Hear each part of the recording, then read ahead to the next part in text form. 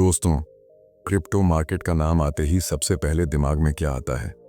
कभी अचानक से आसमान छूती कीमतें और कभी एक झटके में जमीन पर आ गिरे चार्ट्स। यानी ये मार्केट जितनी तेजी से आपको मुनाफा दे सकती है, उतनी ही तेजी से आपका पूरा कैपिटल भी डुबो सकती है। यही वजह है कि ज्यादातर लोग कहते हैं क्रिप्टो रिस्की है, इसमें टिकना मुश्किल है। लेकिन अगर मैं आपसे कहूं कि इस रिस्क को कंट्रोल किया जा सकता है, जी हाँ, क्रिप्टो में ऐसी स्ट्रैटेजी मौजूद है जिससे आप अपने पैसों को अचानक होने वाले बड़े नुकसान से बचा सकते हैं। इस स्ट्रैटेजी का नाम है हेजिंग। हेजिंग को अक्सर बड़े निवेशकों का खेल माना जाता है, लेकिन सच्चाई ये है कि सही जानकारी के साथ हर इंसान इसे इस्तेमाल कर सकता है। सोचिए, अगर आपने बिटकॉइन खरीदा और प्राइस गिर गया, तो आप बिना डर के अपनी पोजीशन बचा पाएं।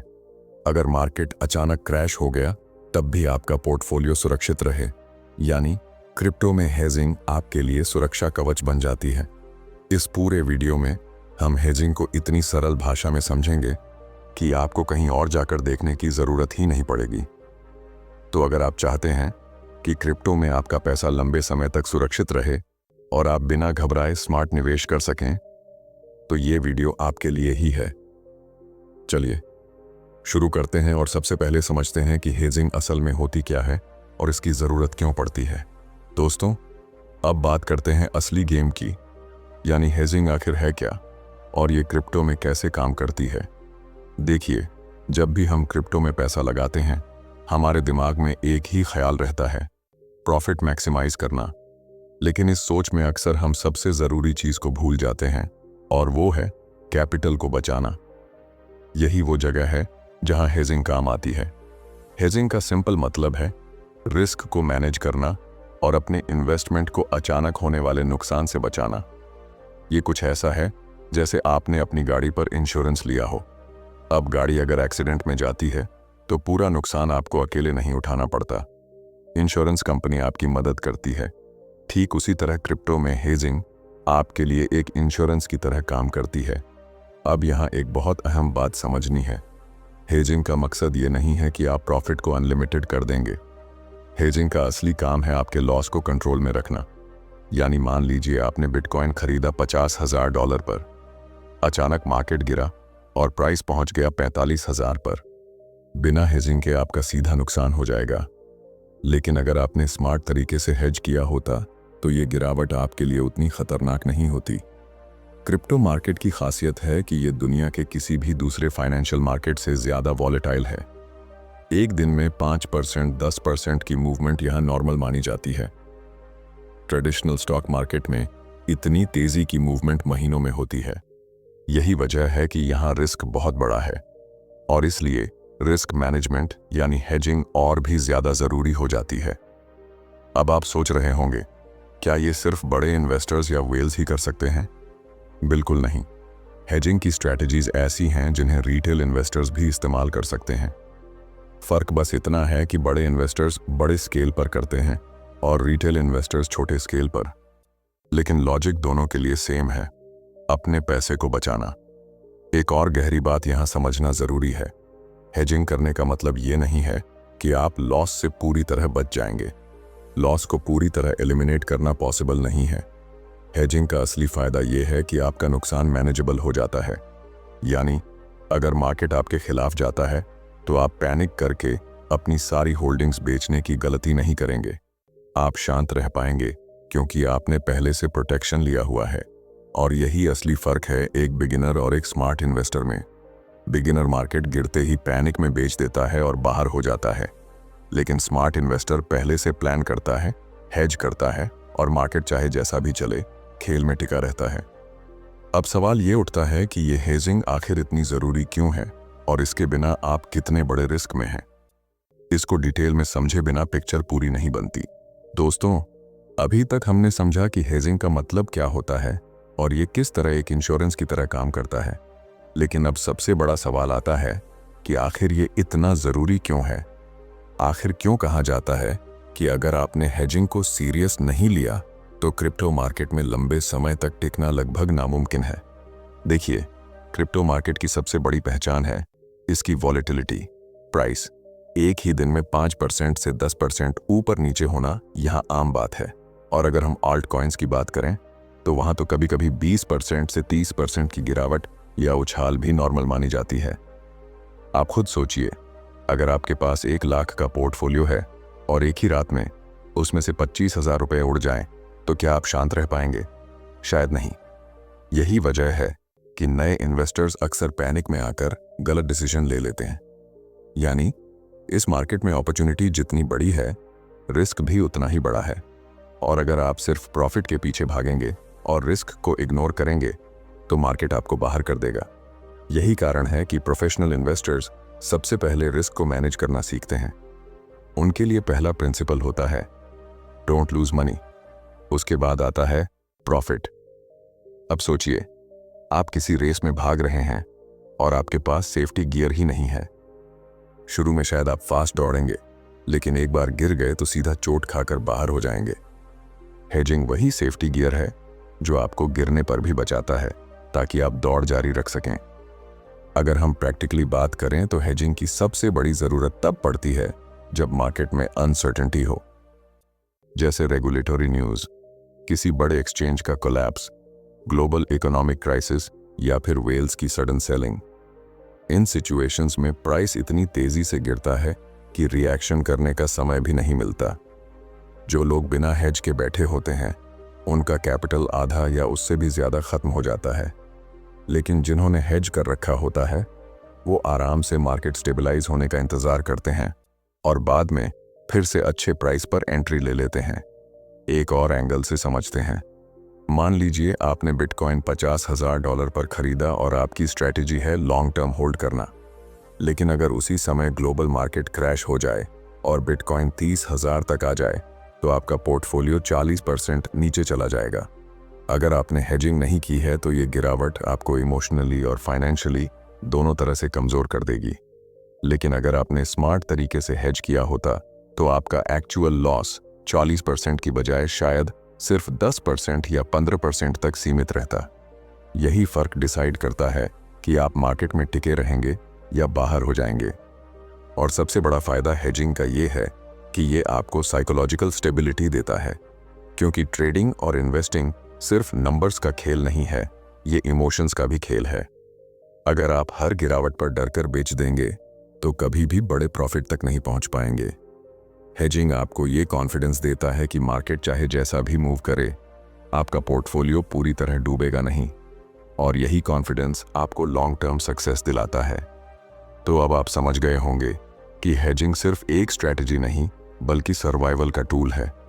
और यही वजह है कि दुनिया के सबसे बड़े हेज फंड्स और इंस्टीट्यूशनल इन्वेस्टर्स हमेशा रिस्क मैनेजमेंट को प्रायोरिटी देते हैं। अगर वो लोग रिस्क को मैनेज कर रहे हैं तो रिटेल इन्वेस्टर्स को भी ये सोचना चाहिए कि बिना हेज के यहाँ सर्वाइव करना कितना मुश्किल हो सकता है। दोस्तों, अभी तक हमने समझा कि हेजिंग क्यों जरूरी है और इसके बिना आप क्रिप्टो मार्केट में कितने बड़े रिस्क में रहते हैं। अब सवाल उठता है कि प्रैक्टिकली हेजिंग की जाए कैसे। आखिर कौन कौन से तरीके हैं जिनसे आप अपने पोर्टफोलियो को सुरक्षित रख सकते हैं। सबसे पहला और सबसे आसान तरीका है स्टेबल कॉइन्स का इस्तेमाल। स्टेबल कॉइन्स जैसे USDT, USDC या BUSD डॉलर के साथ पैक्ड रहते हैं, यानी मार्केट ऊपर नीचे हो, इनकी वैल्यू लगभग स्टेबल रहती है। मान लीजिए आपके पास एक बिटकॉइन है और प्राइस इस समय $50,000 चल रहा है। आपको लगता है कि शॉर्ट टर्म में गिरावट आ सकती है। ऐसे में आप अपना आधा बिटकॉइन स्टेबल कॉइन में कन्वर्ट कर लेते हैं। अब अगर प्राइस गिर भी जाता है तो आपके पोर्टफोलियो का पूरा वैल्यू नीचे नहीं जाएगा, क्योंकि स्टेबल कॉइन वाला हिस्सा सुरक्षित रहेगा। बाद में जब मार्केट रिकवर करे, आप फिर से एंट्री ले सकते हैं। इसे कहते हैं सिंपल लेकिन इफेक्टिव हेजिंग। दूसरा तरीका है फ्यूचर्स और ऑप्शंस का इस्तेमाल। फ्यूचर्स मार्केट आपको ये फ्लेक्सिबिलिटी देता है कि आप सिर्फ बाय ही नहीं बल्कि शॉर्ट भी कर सकते हैं। यानी अगर आपने बिटकॉइन स्पॉट मार्केट में खरीदा है और आपको डर है कि प्राइस गिरेगा, तो आप फ्यूचर्स मार्केट में शॉर्ट पोजीशन खोल सकते हैं। अब होगा क्या? अगर बिटकॉइन गिरता है तो आपके स्पॉट होल्डिंग पर लॉस होगा, लेकिन फ्यूचर्स शॉर्ट पोजीशन से उतना ही प्रॉफिट मिलेगा। इस तरह आपका नेट नुकसान काफी हद तक कंट्रोल में रहेगा। ऑप्शंस भी इसी काम के लिए इस्तेमाल होते हैं। जैसे आप पुट ऑप्शन खरीद सकते हैं जो बेसिकली इंश्योरेंस की तरह काम करता है। अगर प्राइस नीचे गिरा तो ऑप्शन का वैल्यू बढ़ेगा और वो आपके लॉस को कवर करेगा। तीसरा तरीका है डाइवर्सिफिकेशन। ये पुराना लेकिन सबसे रिलायबल तरीका है। डाइवर्सिफिकेशन का मतलब है कि आप सारे पैसे एक ही क्रिप्टो में न डालें। मान लीजिए आपने सिर्फ एक आल्ट कॉइन में इन्वेस्ट किया और वो 40% गिर गया, तो आपका पूरा पोर्टफोलियो हिल जाएगा। लेकिन अगर आपने बिटकॉइन, इथेरियम, स्टेबल कॉइन और कुछ प्रॉमिसिंग आल्ट कॉइन्स में बैलेंस बना रखा है, तो एक गिरा भी तो दूसरा स्टेबल रहेगा और पोर्टफोलियो का डैमेज कम होगा। डाइवर्सिफिकेशन एक तरह का नेचुरल हेज है जो आपकी रिस्क एक्सपोजर को बैलेंस करता है। और चौथा तरीका है क्रिप्टो के बाहर हेज करना। इसका मतलब है कि आप अपने प्रॉफिट या पोर्टफोलियो के कुछ हिस्से को ऐसे एसेट्स में डाल दें जो क्रिप्टो से डायरेक्टली कोरिलेटेड ना हो, जैसे गोल्ड, इक्विटीज या बॉन्ड्स। मान लीजिए क्रिप्टो मार्केट क्रैश कर गया, लेकिन गोल्ड स्टेबल है, तो आपका ओवरऑल वेल्थ उतना प्रभावित नहीं होगा। इंस्टीट्यूशंस और बड़े हेज फंड्स यही करते हैं। वे कभी भी सारे पैसे एक ही एसेट क्लास में नहीं डालते। इन सब मेथड्स का कॉमन पर्पस एक ही है, रिस्क को बैलेंस करना। और सबसे बड़ी ब्यूटी ये है कि आप इन स्ट्रैटेजीज को अपने पोर्टफोलियो और कंफर्ट लेवल के हिसाब से कस्टमाइज कर सकते हैं। कोई रिटेल इन्वेस्टर स्टेबल कॉइन वाला तरीका अपनाता है, तो कोई एडवांस्ड इन्वेस्टर फ्यूचर्स और ऑप्शंस यूज करता है। इंपॉर्टेंट ये है कि आप ब्लाइंड होकर मार्केट पर डिपेंड न रहें, बल्कि खुद के लिए सेफ्टी नेट क्रिएट करें। दोस्तों, अब तक हमने समझ लिया कि हेजिंग क्यों ज़रूरी है और इसे करने के कौन कौन से तरीके हैं। लेकिन थ्योरी तभी काम की होती है जब उसे प्रैक्टिकली अप्लाई करना भी सीखा जाए। इसलिए अब मैं आपको कुछ प्रैक्टिकल एग्जाम्पल्स देता हूं, ताकि आप क्लियर समझ सकें कि रियल लाइफ में हेजिंग एक्चुअली काम कैसे करती है। मान लीजिए आपके पास एक बिटकॉइन है और आपने उसे $50,000 पर खरीदा है। अब मार्केट में डर है कि शायद प्राइस गिरकर 40,000 तक चला जाए। अगर आपने कुछ नहीं किया और मार्केट सच में 40,000 तक गिर गया, तो आपके पोर्टफोलियो का सीधा नुकसान होगा $10,000, यानी लगभग 20%। अब ये एक बड़ा हिट है और ज़्यादातर रिटेल इन्वेस्टर्स ऐसी सिचुएशन में पैनिक होकर बेच देते हैं। लेकिन अगर आपने स्मार्ट तरीके से हेज किया होता, तो आपका नुकसान काफ़ी हद तक कंट्रोल में होता। चलिए पहला सिनारियो लेते हैं, स्टेबल कॉइन हेज। आप डिसाइड करते हैं कि अपने एक बिटकॉइन में से आधा बेचकर उसे USDT में कन्वर्ट कर देंगे, यानी आपके पास 0.5 BTC रहेगा और बाकी वैल्यू स्टेबल कॉइन में। अब अगर बिटकॉइन 40,000 तक गिरता है, तो आपके पास बचे हुए 0.5 BTC की वैल्यू गिरकर 20,000 हो जाएगी, लेकिन आपका स्टेबल कॉइन वाला हिस्सा 25,000 पर सेफ रहेगा। इस तरह आपका टोटल पोर्टफोलियो 45,000 रहेगा, यानी बिना हेज के 10,000 का नुकसान होता और हेज करके आप सिर्फ 5,000 तक लॉस में हैं। सिंपल स्टेप ने आपके रिस्क को आधा कर दिया। अब दूसरा सिनेरियो देखते हैं, फ्यूचर्स हेज। आपने बिटकॉइन स्पॉट मार्केट में खरीदा है 50,000 पर और साथ ही फ्यूचर्स मार्केट में 0.5 BTC का शॉर्ट पोजीशन खोल दिया। अब अगर प्राइस गिरकर 40,000 पर आता है, तो आपका स्पॉट होल्डिंग 10,000 का लॉस देगा, लेकिन फ्यूचर्स शॉर्ट से आपको 5,000 का प्रॉफिट मिलेगा, यानी ओवरऑल आपका नेट लॉस सिर्फ 5,000 रहेगा। फ्यूचर्स का यही फायदा है कि ये सीधे आपके स्पॉट लॉस को बैलेंस करता है। अब तीसरा सिनेरियो है डाइवर्सिफिकेशन। मान लीजिए आपने अपना पूरा कैपिटल सिर्फ बिटकॉइन में नहीं डाला, बल्कि 50% बिटकॉइन, 30% इथेरियम और 20% स्टेबल कॉइन में रखा। अब अगर बिटकॉइन गिरकर 40,000 आता है और इथेरियम भी 20% गिरता है, तब भी आपका स्टेबल कॉइन वाला हिस्सा सुरक्षित रहेगा। और अगर मार्केट रिकवर होता है, तो इथेरियम कभी कभी बिटकॉइन से ज़्यादा तेज़ी से बाउंस करता है, जिससे आपका पोर्टफोलियो जल्दी बैलेंस हो सकता है। डाइवर्सिफिकेशन यहाँ एक नेचुरल कुशन की तरह काम करता है। ये एग्जाम्पल्स आपको दिखाते हैं कि हेजिंग का एक्चुअल बेनिफिट सिर्फ कैलकुलेशन का खेल नहीं है, बल्कि इमोशनल स्टेबिलिटी भी देता है। सोचिए, बिना हेज के आप 20% लॉस देखकर पैनिक में आ जाते और बेच देते, लेकिन हेज करके आपका लॉस मैनेजेबल हो गया। इसका मतलब आप काल्मली वेट कर सकते हैं, मार्केट के रिकवर होने का इंतजार कर सकते हैं और फिर लॉन्ग टर्म स्ट्रैटेजी के साथ टिके रह सकते हैं। याद रखिए, हेजिंग का मतलब ये नहीं है कि आप प्रॉफिट पूरी तरह सिक्योर कर लेंगे। मार्केट गिरा तो कुछ ना कुछ लॉस होगा ही, लेकिन फर्क ये है कि लॉस इतना बड़ा नहीं होगा कि आप खेल से बाहर हो जाएं। हेजिंग आपको सरवाइव करने का मौका देती है, और इन्वेस्टिंग की दुनिया में सरवाइव करना ही सबसे बड़ी जीत है, क्योंकि जो टिक गया वही अंत में जीतता है। दोस्तों, अभी तक हमने देखा कि हेजिंग किस तरह आपके पोर्टफोलियो को गिरावट से बचा सकती है और किस तरह सिंपल स्ट्रैटेजी से आप अपने रिस्क को बैलेंस कर सकते हैं।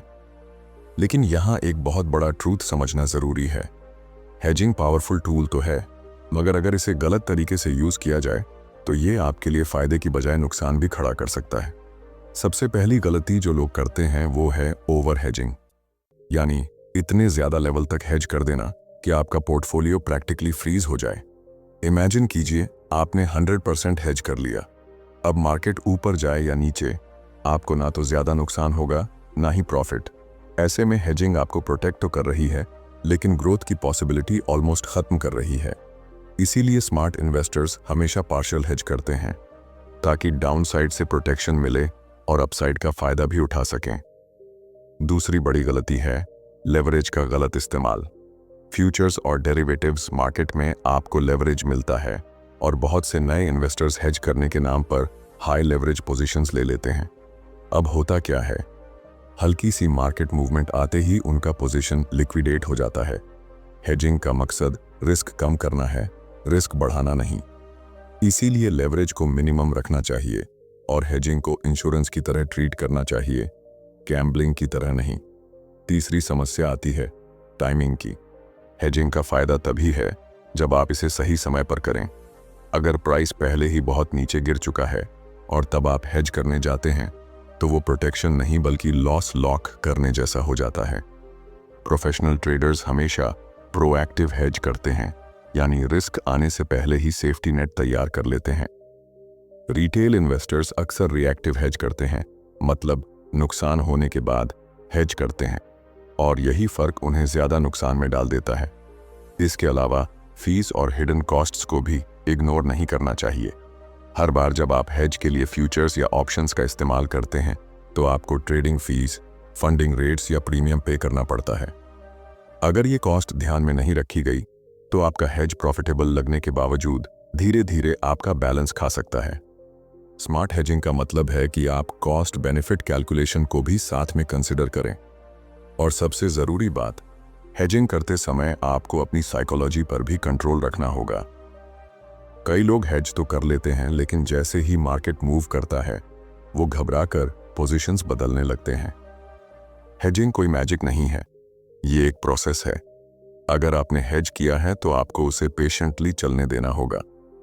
शॉर्ट टर्म फ्लक्चुएशंस को देखकर बार बार स्ट्रेटजी बदलने से हेजिंग का पूरा पर्पस ही खत्म हो जाता है। इसलिए याद रखिए, हेजिंग आपको बचाने का काम तभी करेगी जब आप उसे डिसिप्लिन और स्ट्रैटेजी के साथ यूज करेंगे। ओवर हेज नहीं करना, लेवरेज से खेलना नहीं, टाइमिंग को इग्नोर नहीं करना, और फीस का कैलकुलेशन हमेशा ध्यान में रखना। और सबसे बढ़कर इसे इंश्योरेंस की तरह ट्रीट करना है, क्विक प्रॉफिट की मशीन की तरह नहीं। दोस्तों, अब तक हमने हेजिंग की पूरी जर्नी समझी है। शुरुआत में हमने जाना कि हेजिंग क्या है और कैसे ये आपके पोर्टफोलियो के लिए एक इंश्योरेंस का काम करती है। फिर हमने देखा कि क्रिप्टो मार्केट की वॉलेटिलिटी कितनी खतरनाक हो सकती है और क्यों रिस्क मैनेजमेंट को नज़रअंदाज करना सर्वाइवल के लिए खतरे की घंटी है। इसके बाद हमने प्रैक्टिकल तरीकों और एग्जाम्पल्स के जरिए समझा कि हेजिंग असल में काम कैसे करती है और किन गलतियों से बचना चाहिए। अब जब हम इस डिस्कशन को समेट रहे हैं, तो सबसे ज़रूरी बात यहाँ दोहराना चाहता हूँ। हेजिंग प्रॉफिट बढ़ाने की स्ट्रैटेजी नहीं है, ये कैपिटल बचाने की स्ट्रैटेजी है। और इन्वेस्टिंग की दुनिया में कैपिटल बचाना ही असली जीत है, क्योंकि जब तक आपका कैपिटल सेफ है, आपके पास खेल में बने रहने का मौका है, और जो खेल में टिका रहा वही अंत में विनर कहलाता है। क्रिप्टो मार्केट में सबसे बड़ी चुनौती ये है कि लोग सिर्फ शॉर्ट टर्म प्रॉफिट के पीछे भागते हैं और रिस्क को इग्नोर कर देते हैं। लेकिन हिस्ट्री हमें बार बार दिखाती है कि बड़े प्लेयर्स कभी भी बिना हेज के नहीं चलते। चाहे वो हेज फंड्स हों, इंस्टीट्यूशनल इन्वेस्टर्स हों या फिर बड़े वेल्स, सबके पास हमेशा बैकअप प्लान होता है। अगर मार्केट क्रैश करे तो वो पैनिक नहीं करते बल्कि प्रिपेयर्ड रहते हैं, और यही प्रिपरेशन उन्हें बाकी भीड़ से अलग करती है। रिटेल इन्वेस्टर के लिए हेजिंग उतनी ही ज़रूरी है जितनी सीट बेल्ट गाड़ी चलाते वक्त। आप सीट बेल्ट लगाकर ड्राइव करते हैं तो इसका मतलब ये नहीं कि एक्सीडेंट होगा ही नहीं। एक्सीडेंट हो भी जाए तो डैमेज उतना बड़ा नहीं होगा। हेजिंग भी यही करती है। मार्केट चाहे जैसा भी गिरे, ये आपके नुकसान को मैनेजेबल रखती है और आपको इमोशनली स्टेबल बनाती है। और believe me, long term investing में इमोशनल स्टेबिलिटी ही सबसे बड़ा वेपन है। तो अगर आप सच में क्रिप्टो में टिकना चाहते हैं, अगर आप चाहते हैं कि हर क्रैश आपके लिए नाइटमेयर न बने, अगर आप चाहते हैं कि आपकी जर्नी सस्टेनेबल हो, तो हेजिंग को अपनी स्ट्रैटेजी का हिस्सा बनाना ही होगा। ये कोई ऑप्शन नहीं है, ये नेसेसिटी है। अब बात आती है एक्शन की। सिर्फ सुन लेने से कुछ नहीं होगा। आपको आज से ही अपनी स्ट्रैटेजी में ये सोचना शुरू करना होगा कि आप हेजिंग किस तरह इंप्लीमेंट करेंगे। चाहे सिंपल स्टेबल कॉइन कन्वर्जन से शुरुआत करें या फिर धीरे धीरे फ्यूचर्स और ऑप्शंस एक्सप्लोर करें, लेकिन स्टार्ट ज़रूर करें। रिस्क मैनेजमेंट को इग्नोर करना उसी तरह है जैसे बिना छतरी के तूफान में निकल जाना।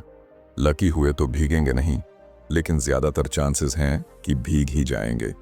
और अंत में मैं आपको यही कहना चाहता हूँ, क्रिप्टो में सक्सेस का सीक्रेट सिर्फ ज़्यादा प्रॉफिट कमाना नहीं है, बल्कि लंबे समय तक टिके रहना है। और हेजिंग ही वो ब्रिज है जो आपको इस जर्नी में टिकाए रखेगा।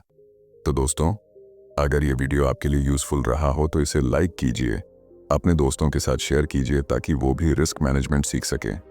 और हाँ, चैनल को सब्सक्राइब करना मत भूलिए, क्योंकि आगे भी मैं आपको ऐसे ही डीप, प्रैक्टिकल और लाइफ चेंजिंग स्ट्रैटेजीज लेकर आने वाला हूँ। कमेंट में ज़रूर बताइए कि आप हेजिंग का कौन सा तरीका पहले ट्राई करने वाले हैं। आपका कैपिटल आपका सबसे बड़ा एसेट है, उसे बचाइए, समझदारी से इन्वेस्ट कीजिए और स्मार्ट इन्वेस्टर बनिए। यही इस वीडियो का असली संदेश है।